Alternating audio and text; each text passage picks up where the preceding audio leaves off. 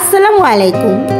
আশা করছি সবাই অনেক বেশি ভালো আছেন। সবাইকে স্বাগত জানাচ্ছি আমার আরও একটি নতুন পর্বে। আমার আজকের রেসিপি মুগ ডাল দিয়ে চিকেন। এই রেসিপিটি খুবই সিম্পল ওয়েতে করা এবং খেতে অসম্ভব মজাদার হয়ে থাকে। এজন্য চলে আসলাম সরাসরি রান্নায়। চুলায় একটি প্যান বসিয়ে দিয়ে দিলাম পরিমাণ মতো তেল এবং কিছু গোটা মশলা। এরপর দিয়ে দিচ্ছি 3টে পেঁয়াজ কুচি ও 2টো কাঁচামরিচ। এখন আমি এই পেঁয়াজগুলোকে হালকা একটু সতে করে নিব। খুব বেশি ব্রাউন করে ভাজবো না, হালকা একটু জাস্ট নরম হয়ে আসা একটু সতে করে নিব। এই পর্যায়ে দিয়ে দিলাম আমি স্বাদ মতো কিছুটা লবণ এবং দিয়ে আবারও একটু ভালো করে নেড়ে ভেজে নেব। এই তো আমার ভাজা হয়ে গিয়েছে।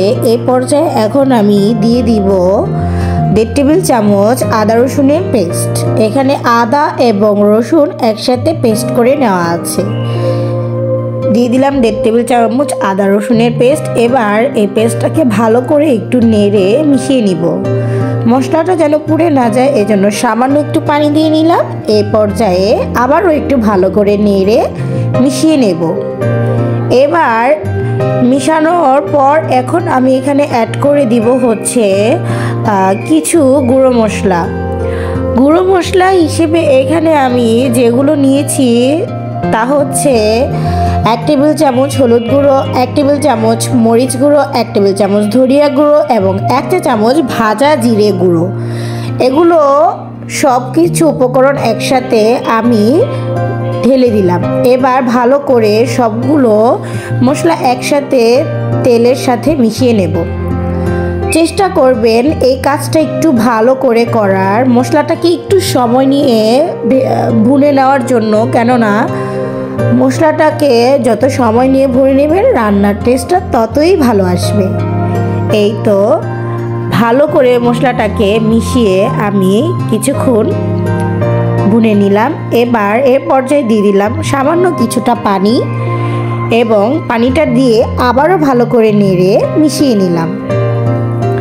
এবার অপেক্ষা করব পানিটা শুকিয়ে তেলটা উপরে উঠে আসা পর্যন্ত। এই তো আমার ভাজা হয়ে গিয়েছে। এই পর্যায়ে অ্যাড করে দিচ্ছি আগে থেকে ভেজে ধুয়ে রাখা 250 গ্রাম মুগ ডাল। ডালটাকে আমি একটু ড্রাই রোস্ট করে তারপরে ধুয়ে রেখেছিলাম। এবার মশলার সাথে ভালো করে কিছুক্ষণ ভেজে নেব। এই তো ভালো করে ডালটা কিছুক্ষণ ভেজে নিলে একটা অসাধারণ স্মেল চলে আসে। আপনারা যখন এই রেসিপিটা ট্রাই করবেন অবশ্যই সেই স্মেলটা পাবেন আশা করছি। এই পর্যায়ে আমি অ্যাড করে দিচ্ছি 500 গ্রাম চিকেনগুলোকে আমি ভালো করে রেগুলার কাট করে কেটে ধুয়ে রেখেছিলাম।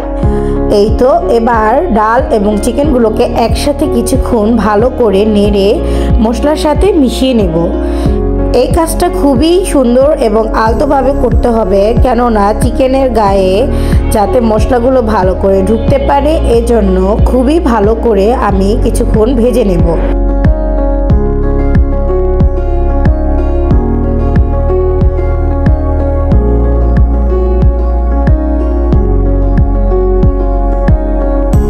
এই তো আমার ভাজা হয়ে গিয়েছে। এ পর্যায়ে আমি অ্যাড করে দিচ্ছি 1 কাপ পানি। পানিটা আপনারা আপনাদের প্রয়োজন মতো বাড়িয়ে কমিয়ে নিতে পারবেন। এ পর্যায়ে আবারও একটু ভালো করে নেড়ে মিশিয়ে নিচ্ছি। এবার ঢাকনা দিয়ে ঢেকে অপেক্ষা করব 20 মিনিটের জন্য।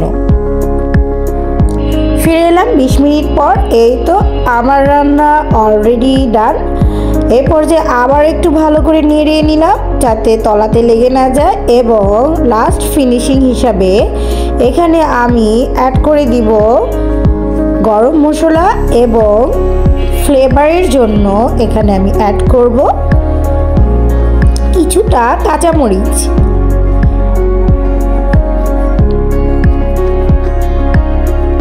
এই তো এবার আবারও ভালো করে সবগুলো উপকরণ একসাথে মিশিয়ে নিলাম। বাস তৈরি হয়ে গেল মুগ ডাল দিয়ে চিকেন। এই রেসিপিটি অসম্ভব সিম্পল ওয়েতে করা এবং খেতে অসাধারণ হয়ে থাকে। প্লিজ সবাই একবার বাসায় ট্রাই করবেন এবং আমাকে কমেন্ট বক্সে অবশ্যই জানাবেন। অ্যান্ড দ্য লাস্ট পার্ট, যদি আমার চ্যানেলে এমন আরও অনেক সুন্দর সুন্দর রান্না দেখতে চান তবে 3টি কাজ করতে একদমই ভুলবেন না, লাইক, শেয়ার অ্যান্ড সাবস্ক্রাইব। আর যারা আমার চ্যানেলটি সাবস্ক্রাইব করে ফেলেছেন তাদেরকে অসংখ্য অসংখ্য ধন্যবাদ। আর যারা এখনও করেননি তাড়াতাড়ি করে ফেলুন। সবাই সুস্থ থাকবেন, ভালো থাকবেন এবং আশার রান্নার পাশেই থাকবেন। আল্লাহ হাফিজ।